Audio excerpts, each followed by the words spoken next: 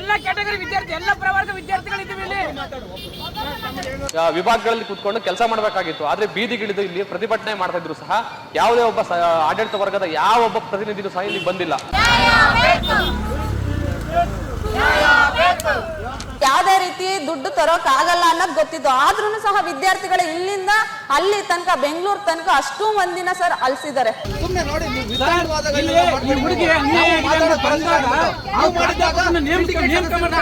ಜನ ಕೊಡೋದು, ಅದನ್ನ ಮೀರಿ ಯಾವ್ದೇ ಕಾರಣಕ್ಕೆ ಕೊಡಲ್ಲ. ಹಾಗೆ ಕೊಡಬೇಕು ಅಂದ್ರೆ ನೀವು ಸಮಾಜ ಕಲ್ಯಾಣ ಇಲಾಖೆಯ ಮಾದೇವಪ್ಪರನ್ನು ಭೇಟಿ ಮಾಡಿ ಅವ್ರ ಮುಖಾಂತರವಾಗಿ ಹಣ ತಗೊಂಬಂದು ಕೊಡ್ತೀವಿ ಅಂತ ಹೇಳ್ತಿದ್ದಾರೆ.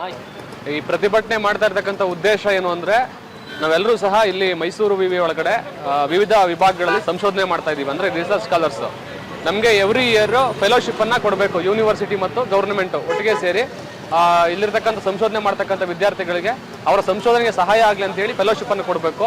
ಆದ್ರೆ ಈ ಬಾರಿ ಏನ್ ಮಾಡಿದ್ದಾರೆ ಅಂದ್ರೆ, ಕೇವಲ 20 ಜನ ಸಂಶೋಧಕರಿಗೆ ಮಾತ್ರ ನಾವು ಫೆಲೋಶಿಪ್ ಕೊಡ್ತೀವಿ. ನಮ್ಮ ಬಳಿ ಅದಕ್ಕೆ ಕೊಡೋದಕ್ಕೆ ಸರಿಯಾದಂತ ಆರ್ಥಿಕ ಸೌಲಭ್ಯಗಳಿಲ್ಲ, ಅಂದ್ರೆ ಹಣಕಾಸಿನ ವ್ಯವಸ್ಥೆ ಇಲ್ಲ. ಸೊ ಹಾಗಾಗಿ ನಾವು 20 ಜನಕ್ಕೆ ಕೊಡ್ತೀವಿ ಅಂತ ಹೇಳಿ ಹೇಳಿದ್ದಾರೆ. ಆದ್ರೆ ಈ ಬಾರಿ ಅರ್ಜಿ ಸಲ್ಲಿಸಿರೋದು 100ಕ್ಕೂ ಹೆಚ್ಚು ಜನ ಸಂಶೋಧನಾ ಅಭ್ಯರ್ಥಿಗಳು ಅರ್ಜಿ ಸಲ್ಲಿಸೋದ್ರಿಂದ 20 ಜನಕ್ಕೆ ಕೊಟ್ಟರೆ ಉಳಿದಂತಹ ಏನು ಅಭ್ಯರ್ಥಿಗಳಿದ್ದಾರೆ ಅವರೆಲ್ಲರಿಗೂ ಸಹ ತೊಂದರೆ ಆಗುತ್ತೆ, ಮತ್ತೆ ಅವರು ಸಂಶೋಧನೆಯಿಂದ ವಂಚಿತರಾಗ್ತಾರೆ. ಆ ಕಾರಣಕ್ಕಾಗಿ ನಾವು ಅರ್ಜಿ ಸಲ್ಲಿಸತಕ್ಕಂಥ ಎಲ್ರಿಗೂ ಸಹ ಈ ಫೆಲೋಶಿಪ್ ಅನ್ನ ಕೊಡಬೇಕು ಅನ್ನೋ ಕಾರಣಕ್ಕಾಗಿ ಇವತ್ತು ಪ್ರತಿಭಟನೆ ಮಾಡ್ತಾ ಇದ್ದೀವಿ. ಏನು ಮಾನದಂಡ ಇಟ್ಕೊಂಡು ಅವ್ರಿಗೆ ಆರ್ಥಿಕವಾಗಿ ನೋಡಿ, ಇವ್ರು ಹೇಳ್ತಾ ಇದ್ದಾರೆ ನಮಗೆ ಸರ್ಕಾರದಿಂದ ಯಾವುದೇ ರೀತಿ ಹಣಕಾಸಿನ ಸೌಲಭ್ಯ ಇಲ್ಲ, ನಾವು ಈ ಯೂನಿವರ್ಸಿಟಿಯ ಸೋರ್ಸ್ ಇಂದಾನೆ ಕೊಡಬೇಕು ನಿಮಗೆ ಫೆಲೋಶಿಪ್, ಹಾಗಾಗಿ ನಮ್ಮ ಹತ್ರ ಕಾಸಿಲ್ಲ. ಸೊ ನೀವು ಸರ್ಕಾರದಿಂದ ಏನಾದರೂ ದುಡ್ಡು ತಗೋ ಬಂದ್ರೆ ನಾವು ನಿಮಗೆ ಆ ಮುಖಾಂತರವಾಗಿ ದುಡ್ಡು ಕೊಡ್ತೀವಿ ಅಂತ ಹೇಳಿ VC ಹೇಳ್ತಾ ಇದ್ದಾರೆ. ಅಂದ್ರೆ ಇವರಿಗೆ ನಾವು ಇಲ್ಲಿ ಸರ್ಕಾರ ಮತ್ತು ಯೂನಿವರ್ಸಿಟಿಯ ನಡುವೆ ಮಧ್ಯವರ್ತಿಗಳಾಗಿ ಕೆಲಸ ಮಾಡಿ ಸರ್ಕಾರದಿಂದ ನಾವೇ ಹಣವನ್ನು ಬಿಡುಗಡೆ ಮಾಡಿಸ್ಕೊಂಡ್ಬಂದು ಇವ್ರಿಗೆ ಕೊಡ್ಬೇಕಂತೆ, ಆಮೇಲೆ ಇವ್ರು ಕೊಡ್ತೀವಿ ಅಂತ ಹೇಳ್ತಾ ಇರೋದು. ಎಷ್ಟು ಜನ ಆಯ್ಕೆ ಮಾಡಿದ್ದಾರೆ? ಈಗ 20 ಜನನ ಆಯ್ಕೆ ಮಾಡ್ತೀವಿ ಅಂತ ಹೇಳಿದ್ದಾರೆ, ಇನ್ನೂ ಯಾವುದೋ ಲಿಸ್ಟ್ ಬಿಟ್ಟಿಲ್ಲ. ಅವ್ರು ಹೇಳ್ತಾ ಇರೋದು 20 ಮೇಲೆ ಒಬ್ಬರನ್ನು ಆಯ್ಕೆ ಮಾಡಲ್ಲ, 20 ಜನ ಕೊಡೋದು ಅಂತ ಹೇಳಿ. ನಿನ್ನೆ ನಾವು VC ಭೇಟಿ ಮಾಡಿದ್ವಿ, ಆ VC ಅದೇ ಮಾತನ್ನ ಹೇಳಿದ್ರು, 20 ಜನ ಕೊಡೋದು, ಅದನ್ನ ಮೀರಿ ಯಾವುದೇ ಕಾರಣಕ್ಕೆ ಕೊಡಲ್ಲ. ಹಾಗೆ ಕೊಡಬೇಕು ಅಂದ್ರೆ ನೀವು ಸಮಾಜ ಕಲ್ಯಾಣ ಇಲಾಖೆಯ ಮಾದೇವಪ್ಪರನ್ನು ಭೇಟಿ ಮಾಡಿ ಅವ್ರ ಮುಖಾಂತರವಾಗಿ ಹಣ ತಗೊಂಬಂದು ಕೊಡ್ತೀವಿ ಅಂತ ಹೇಳ್ತಿದ್ದಾರೆ. 20 ಜನನ ಯಾವ ಮಾನದಂಡ ಆಧಾರದ ಮೇಲೆ ಆಯ್ಕೆ ಮಾಡ್ತಾರಂತೆ? ಅವರನ್ನ ಈಗ ಅವ್ರು ಹೇಳೋ ಪ್ರಕಾರ ಮೆರಿಟ್ ಮೇಲೆ, ಈಗ ವಿಭಾಗವಾರು ಕೊಡ್ತೀವಿ ಅಂದ್ರೆ ಪ್ರತಿಯೊಂದು ಡಿಪಾರ್ಟ್ಮೆಂಟ್ ಒಬ್ಬರಿಗೆ ಕೊಡ್ತೀವಿ ಅಂದ್ರೆ ಸಾಧ್ಯ ಇಲ್ಲ. ಸೊ ಇಲ್ಲಿರ್ತಕ್ಕಂಥದ್ದು 50 ರಿಂದ 54 ಡಿಪಾರ್ಟ್ಮೆಂಟ್ಗಳಿದಾವೆ. ಅದರಲ್ಲಿ ಇವರು ಮೆರಿಟ್ ಮೇಲೆ ಕೊಡ್ತಾರೋ ಅಥವಾ ಸೀನಿಯಾರಿಟಿ ಮೇಲೆ ಕೊಡ್ತಾರೋ ಗೊತ್ತಿಲ್ಲ. ಅದಕ್ಕೆ ಕಮಿಟಿ ಮಾಡಿದೀವಿ, ಸಪರೇಟ್ ಕಮಿಟಿ ಮಾಡಿದೀವಿ, ಅಲ್ಲಿ ಸೆಲೆಕ್ಷನ್ ಮಾಡ್ತಾರೆ ಅಂತ ಹೇಳ್ತಿದ್ದಾರೆ. VC ನನ್ನ ಗಮನಕ್ಕೂ ಇಲ್ಲ, ಅದು ಸಪರೇಟ್ ಕಮಿಟಿ ಇದೆ, ಅವ್ರ ಮುಖಾಂತರ ನಾನು ಮಾಡಿಸ್ತಾ ಇರೋದು, ನಾನು ಇದರಲ್ಲಿ ಇಂಟರ್ಫಿಯರ್ ಇಲ್ಲ ಅಂತ ಹೇಳ್ತಾರೆ VC. ಬೆಳಗ್ಗೆ ಆಯ್ತು, ಇದುವರೆಗೂ ಸಹ ರಿಜಿಸ್ಟರ್ ಸಹ ಒಳಗಡೆ ಇದ್ದಾರೆ, VCನೂ ಒಳಗಡೆ ಇದ್ದಾರೆ, RIನೂ ಒಳಗಡೆ ಇದ್ದಾರೆ, ಯಾರೂ ಸಹ ಇಲ್ಲಿ ಬಂದಿಲ್ಲ. ಇವತ್ತು ಸಂಶೋಧನೆ ಮಾಡ್ತಕ್ಕಂಥ ವಿದ್ಯಾರ್ಥಿಗಳು ವಿಭಾಗಗಳಲ್ಲಿ ಕೂತ್ಕೊಂಡು ಕೆಲಸ ಮಾಡಬೇಕಾಗಿತ್ತು, ಆದ್ರೆ ಬೀದಿಗಿಳಿದು ಇಲ್ಲಿ ಪ್ರತಿಭಟನೆ ಮಾಡ್ತಾ ಇದ್ರು ಸಹ ಯಾವುದೇ ಒಬ್ಬ ಆಡಳಿತ ವರ್ಗದ ಯಾವ ಒಬ್ಬ ಪ್ರತಿನಿಧಿಗಳು ಸಹ ಇಲ್ಲಿ ಬಂದಿಲ್ಲ, ನಮ್ಮನ್ನು ಭೇಟಿ ಮಾಡಿಲ್ಲ. ಈ ಮೊದಲು ಪ್ರಕ್ರಿಯೆ ಯಾವ ತರ ಇತ್ತು? 21, 22, 173 173 ಜನ ಅರ್ಜಿ ಸಲ್ಲಿಸಿದ್ರು, ಆ 173 ಜನಕ್ಕೂ ಕೊಟ್ಟಿದ್ದಾರೆ. ಇನ್ನು ಇಲ್ಲಿ ನೋಡಿ, 100 ಜನ ಅರ್ಜಿ ಸಲ್ಲಿಸಿದ್ರು, 40 ಜನ ಕೊಟ್ಟಿದ್ದಾರೆ. 67 ಜನ ಅರ್ಜಿ ಸಲ್ಲಿಸಿದ್ರು, 47 ಜನ ಕೊಟ್ಟಿದ್ದಾರೆ. ಅದಾದ ನಂತರ ಇಲ್ಲಿ 20, ಈಗಲೂ ಸಹ 20 ಜನಕ್ಕೆ ತಗೊಂಡಿರೋದು. 167 20 ಇಲ್ಲಿ ಇರೋದು. ಈಗ ಅರ್ಜಿ ಸಲ್ಲಿಸಿರೋದು 120 ಜನ ಅರ್ಜಿ ಸಲ್ಲಿಸಿದ್ದಾರೆ. 20 ಜನ ಕೊಡ್ತೀವಿ ಅಂದ್ರೆ ಉಳಿದಂತ 100 ಜನ ಏನ್ ಮಾಡ್ಬೇಕು? ಸಂಶೋಧನೆ ಮಾಡಿ ಏನು ಶೈಕ್ಷಣಿಕವಾಗಿ ಒಂದು ಉನ್ನತ ಸ್ಥಾನಕ್ಕೆ ಹೋಗ್ಬೇಕಂತ ಬಂದಿರತಕ್ಕಂಥ ವಿದ್ಯಾರ್ಥಿಗಳಿಗೆ ಈ ರೀತಿ ಅನ್ಯಾಯ ಮಾಡಿದ್ರೆ ಹೊಣೆ ಯಾರು? ಅದೇ 1-2 ವರ್ಷದಿಂದ ಈ ರೀತಿ ಮಾಡ್ಕೊಂಡಿರೋದು. ಯಾರು ಹೇಳೋರಿಲ್ಲ, ಕೇಳೋರಿಲ್ಲ.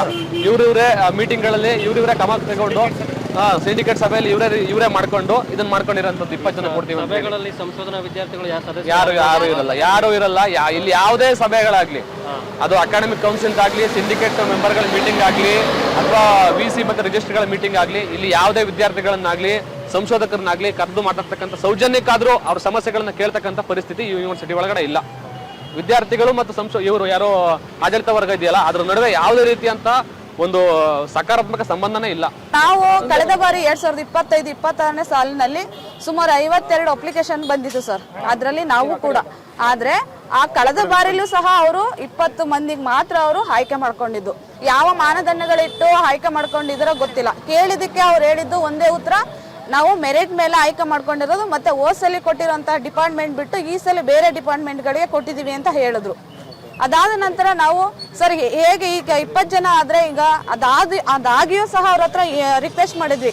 ಏನಂತ ಸರ್, ಒಂದಷ್ಟು ಇವರೆಲ್ಲ ಹೋಗ್ತಾರೆ, ನ್ಯಾಷನಲ್ ಫೆಲೋಶಿಪ್ ಕೊಟ್ಟೋಗ್ತಾರೆ, ಇನ್ನೊಂದು 15 ಜನ ಉಳ್ಕೊಂಡಿದೀವಿ, ಅವ್ರಿಗಾದ್ರೂ ನೀವು ಒಂದು ಕನಿಕರಣ ತೋರಿಸಿ ಅಥವಾ ಒಂದು ಮಾನವೀಯತೆಯಿಂದ ಒಂದು 15 ಜನ ಇದೀವಿ, ಅವ್ರಿಗಾದ್ರೂ ನೀವು ಫೆಲೋಶಿಪ್ಗೆ ವ್ಯವಸ್ಥೆ ಮಾಡಿ ಅಂತ ಕೇಳಿದ್ರು ಸಹ ಅದಕ್ಕೂ ಅವರು ಯಾವುದೇ ರೀತಿ ನಮಗೆ ರೆಸ್ಪಾನ್ಸ್ ಮಾಡಲಿಲ್ಲ. ಒಂಥರ ನಾವು ಹೋಗಿ ಕೇಳಿದ್ರೆ ಉದಾಸೀನ ಸರ್. ಏನೋ ಬರ್ತಾ ಇದ್ದಾರೆ ಹೋಗ್ತಾ ಇದ್ದಾರೆ, ಈಸ್ಕೋಬೇಕು, ಒಂದ್ ಮನವಿ ಮಾಡಕ್ ಹೋಗ್ತಾ ಇದೀವಿ, ಆಯ್ತು ಹೋಗಿ ನನ್ನ ಹತ್ರ ದುಡ್ಡಿಲ್ಲ. ಏನಕ್ಕೆ ದುಡ್ಡು ಇಲ್ಲ? ಆರ್ಥಿಕವಾಗಿ ವಿಶ್ವವಿದ್ಯಾಲಯ ದಿನ ದಿನ ದಿನ ದಿನ ಆರ್ಥಿಕವಾಗಿ ಕುಗ್ತಾ ಇದೆ. ಹಾಗಾಗಿ ಇಲ್ಲಿ ಯಾವುದೇ ಆರ್ಥಿಕವಾದಂತಹ ಹಣ ಇಲ್ಲ ಇಲ್ಲ ಇಲ್ಲ ಅನ್ನೋದಷ್ಟೇನೆ. ಅದಾಗಿನೂ ಸರ್ ಇವರು ನಮ್ಗೇನೆ ವಿದ್ಯಾರ್ಥಿಗಳಿಗೆ ನೀವು ಸರ್ಕಾರದಿಂದ ಹಣನ ಬಿಡುಗಡೆ ಮಾಡ್ಕೊ ಬನ್ನಿ ಅಂತ ಹೇಳ್ತಾರಲ್ಲ, ಇದು ಎಷ್ಟು ಮಟ್ಟಿಗೆ ಸರಿ ಸರ್? ಇವ್ರ ಮಾತು ಕೇಳ್ಕೊಂಡು ಸಹ ನಾವು ಬೆಂಗಳೂರಿಗೆ ವಿಧಾನಸೌಧ ತನಕ ನಾವು ಒಂದಷ್ಟು ಒಂದು ಬ್ಯಾಚ್ ಅಲ್ಲಿ ಒಂದಷ್ಟು ಹೋಗಿದ್ವಿ. ಅಲ್ಲಿ ಹೇಳಿದ್ರು ನೀವು ಮೂರ್ಖರಾಗಿದ್ದೀರಾ, ಯಾಕೆಂದ್ರೆ ಇದು ನಿಮ್ ಕೆಲಸ ಅಲ್ಲ, ನಿಮ್ಮ ಕುಲಪತಿ ಕೈಯಲ್ಲೇ ನಿಮ್ಮ ಇದೆಲ್ಲ ಇರೋದು ನಿಮ್ಮ ವಿಶ್ವವಿದ್ಯಾಲಯದ ಕುಲಪತಿ ಕೈಯಲ್ಲೇ ಅಂತಾನೆ ಹೇಳಿದ್ರು.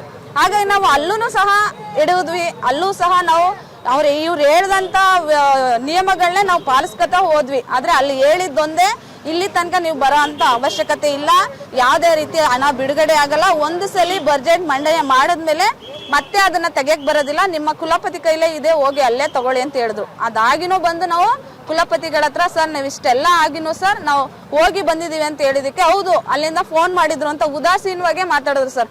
ಇವ್ರಿಗೆ ಆಕ್ಚುಲಿ ವಿಷಯ ಗೊತ್ತಿತ್ತು, ಅಲ್ಲಿಗೆ ಹೋದ್ರೂ ಸಹ ಯಾವುದೇ ರೀತಿ ದುಡ್ಡು ತರೋಕ್ ಆಗಲ್ಲ ಅನ್ನೋದು ಗೊತ್ತಿತ್ತು. ಆದ್ರೂ ಸಹ ವಿದ್ಯಾರ್ಥಿಗಳು ಇಲ್ಲಿಂದ ಅಲ್ಲಿ ತನಕ ಬೆಂಗಳೂರು ತನಕ ಅಷ್ಟು ಮಂದಿನ ಸರ್ ಅಲ್ಸಿದ್ದಾರೆ. ಹಾಗಾಗಿ ಇಲ್ಲಿಂದ ಅಲ್ಲಿಗೆ ಹೋದ್ವಿ, ಒಂದು ಆಸೆ ಇಟ್ಕೊಂಡು ಹೋದ್ವಿ. ಆದ್ರೆ ವಿದ್ಯಾರ್ಥಿಗಳನ್ನ ಈ ತರ ಬೇರೆ ತಪ್ಪು ಒಂದು ದಾರಿ ಹಿಡಿಸಿ ಇವರ ಒಂದು ಅನುಕೂಲಕ್ಕೋಸ್ಕರ, ಇವರ ಒಂದು ಸೀಟ್ಗೋಸ್ಕರ ನಮ್ಮನ್ನ ಹೇಗೇಗೋ ದಾರಿ ತಪ್ಪು ಮಾಡುವಂತ ಕೆಲಸಗಳನ್ನ ಇವ್ರು ಮಾಡ್ತಿದ್ದಾರೆ.